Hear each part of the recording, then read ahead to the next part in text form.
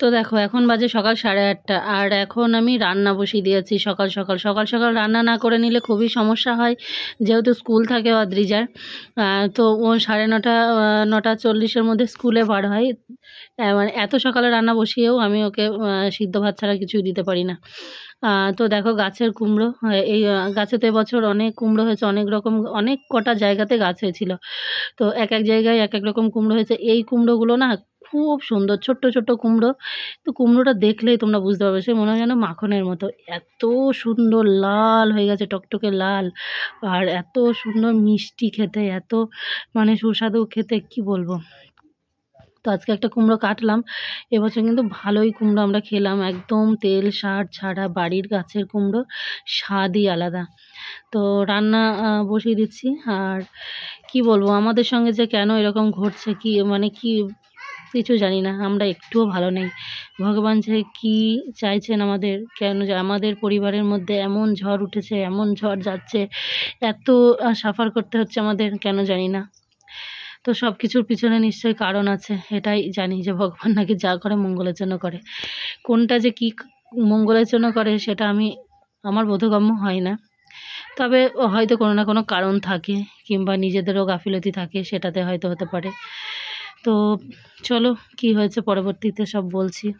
তো দেখো রান্না করছি, আর যেহেতু নিরামিষ সেই জন্য অনেক কটা পদ করি, যাতে পুষ্টিগুণটাও সবাই পায় আর সবাই যাতে একটু ভালোভাবে খেতে পারি। তো এখানে দেখো এই যে কুমড়োগুলো, কত সুন্দর কুমড়ো, দেখো কুমড়োটা ভাজা করবে একটু।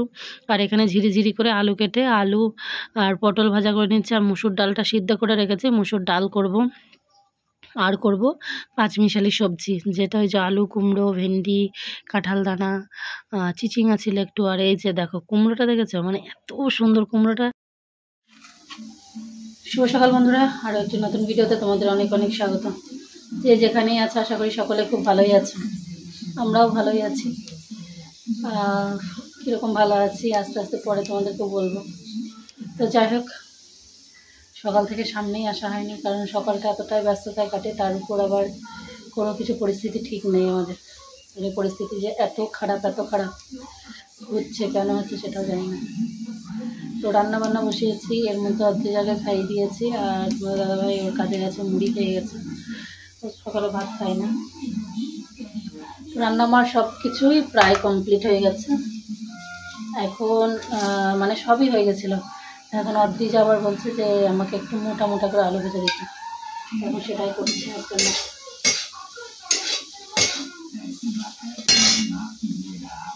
তো চলো, পুরো ভিডিওটা জুড়ে সঙ্গে থাকা, আশা করি খুবই ভালো লাগবে। আর ভালো লাগলে অবশ্যই চ্যানেলটিকে সাবস্ক্রাইব করো, সাবস্ক্রাইব করে একটু পাশে থেকো, আর একটা সুন্দর কমেন্ট করে, একটু লাইক করে শেয়ার করে দিও নিজেদের মধ্যে।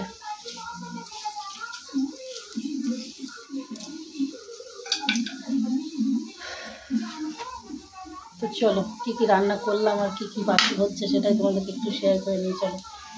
তো এই যে দেখো, ও বলছে মোটা মোটা করে আলু ভেজে দিতে, খুব অল্প ওর জন্যই ভেজেছি, হয়েও গেছে প্রায়।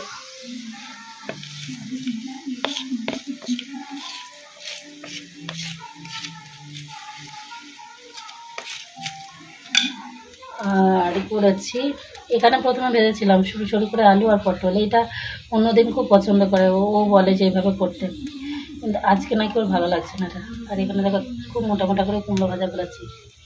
আর এখানে একটা পাঁচ তরকারি করেছি, এখানে আলু, পটল, চিচিঙ্গা, ভেন্ডি, কাঁঠাল দানা, কুমড়ো সমস্ত কিছুতে একটা পাঁচ তরকারি করে। এই তরকারিটা আবার আমার ভীষণ প্রিয়, মানে এই তরকারি হলেই আমার খাওয়া হয়ে যাবে।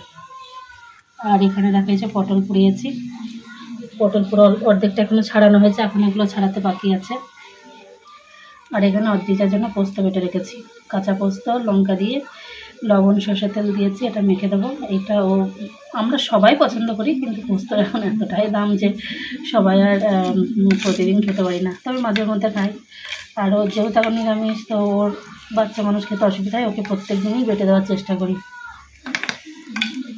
আর এখানে আছে পাতলা করে মুসুর ডাল। তো এই হলো রান্না বান্না, এটা হয়ে গেছে। একদম লাল লাল করে ভেজে দিলে ও খুব পছন্দ করে। হয়ে গেছে। আমি তো দেখো দুপুরে খাওয়া দাওয়া করে আর কিছুই শেয়ার করা হয়নি। তো বললাম না আমরা খুব ভালো আছি, কীরকম ভালো আছি এই যে তার নমুনা। তো মেয়েটা দেখো সাইকেল থেকে রাস্তায় পড়ে গেছে, ঢালাইয়ের রাস্তা, পড়ে কি বিশ্রীভাবে হাত কেটেছে। শুধু এই একটা জায়গাতে নয়, আরও একটা জায়গাতে, মানে একদম ডিপ হয়ে ওই ঢালাইয়ের রাস্তার ধারে পড়েছে, কেটে কেটে গেছে একদম। তো রাত্রিতে হয়েছে এটা, কালকে বিকেলে হয়েছে। তোমাদের দাদাভাই রাত্রিতে আবার ডাক্তারের কাছে নিয়ে গেছিলো।